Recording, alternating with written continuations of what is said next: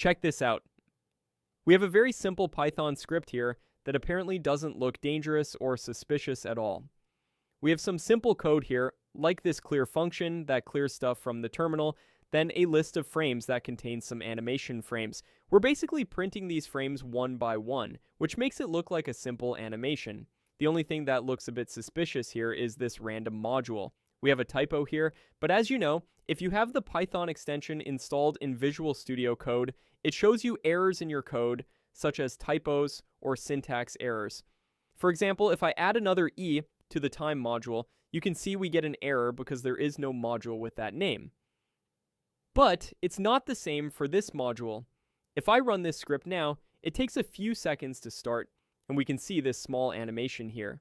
Apparently, nothing suspicious has happened. We wrote some code, and it's working properly without any errors. But if I check my Discord channel now, you can see that we've received a message. But where did it come from? Because there was nothing in that script that sends this message using webhooks, so it's probably this module that sent it. If we take a look at another Python file with the same name as that module, you can see that we have code here that sends that message to the webhook using the request module. So we basically created a new Python file and added it alongside our main file. When we ran the main file, it executed that file too. Today we're going to talk more about how this works, but before that, if you're new here, make sure to like this video and subscribe to the channel. So, if I quickly explain what's happening here, when you type an import statement followed by the name of a module in your Python code, Python first looks for that module in the built-in libraries. If it doesn't find it there, it looks in the files you've created in your project. If it's still not found, it then checks the packages you've installed using pip. To quickly explain what modules are, they are basically Python files that contain defined functions and other code. For example, in this Python file, as you can see, we have multiple functions. If I import this file into my main file, I can use any function from it by specifying its name, just like we do with other modules. As you saw earlier, the code inside a module runs when we import that file into our main script.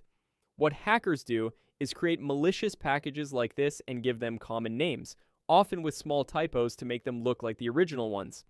After that, they upload them to this website, the place where developers upload their projects. Whenever we download a module using pip, it is fetched from there. Now, if a hacker uploads a malicious module and somehow convinces us that it's the real one, we might install the fake module and end up running something malicious on our computer. This was just an example. Sometimes we don't even need to manually install these types of modules.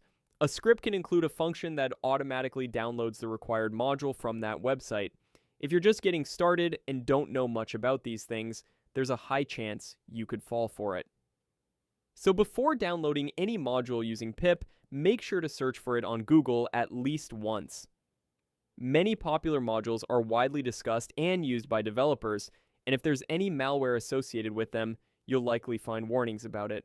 Also, when you run a script from somewhere, make sure to read it at least once before blindly executing it.